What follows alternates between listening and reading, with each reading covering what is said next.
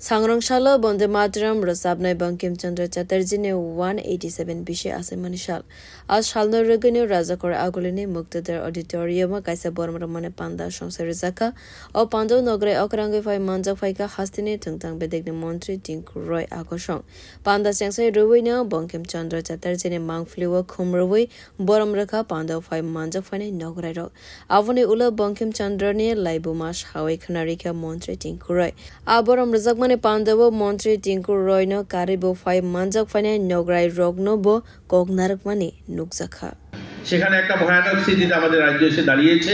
আমরা একসময় উত্তর পূর্বাঞ্চলের মধ্যে মণিপুরকে বলতাম যে সেখানে এইচআইভি সংখ্যা বেশি, কিন্তু আমরা দেখছি আমাদের রাজ্য ছেলে মেয়েদের মধ্যে স্কুল স্টুডেন্টদের মধ্যে একটা বড় সংখ্যা এইচআইভির পজিটিভ বেরিয়ে আসছে, যাদেরকে যখনই আমরা স্ক্রিনিং করছি।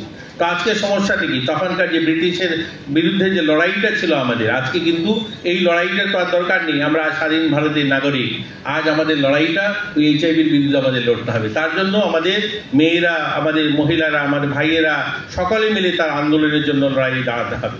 আজ দেখে আমরা আমাদের রাজ্যে বিভিন্ন জায়গায় বিভিন্ন অনুষ্ঠানে আমরা সকলে বলি, মাননীয় মুখ্যমন্ত্রীও বলেন রক্তদান বাড়াতে হবে, আমাদের রক্তের প্রয়োজন মেটাতে হবে, সকলে এগিয়ে আসুন রক্তদানের জন্য। আমি তার বিপরীতে বলি, অনেক জায়গায় বলেছি, আমি বিপরীতে বলি। আমি বলি আমরা কেন এটা নিয়ে আলোচনা করি না? চাইল্ড প্রেগন্যান্সি কেন আমরা কমাবো না? আমাদের রাজ্যে চাইল্ড প্রেগন্যান্সি সংখ্যা অনেক বেশি। আমাদের ভারতের যদি প্রথম সারির দিকে আমরা আসি তো 3-4 নম্বরে আমরা দাঁড়িয়ে আছি চাইল্ড প্রেগন্যান্সিতে। আমরা যদি চাইল্ড প্রেগন্যান্সি কমাতে পারি তাহলে রক্তের প্রয়োজন কম হবে, সুস্থ ছেলেমেয়ের জন্ম হবে, অস্বাস্থ্যকর ছেলেমেয়ের জন্ম হবে না, সেখানে রক্তের প্রয়োজন কম হবে। যখন একটা ভালো শিশু জন্ম হবে, যখন সবল শিশু জন্ম হবে, তার রক্তের দরকার কম হবে।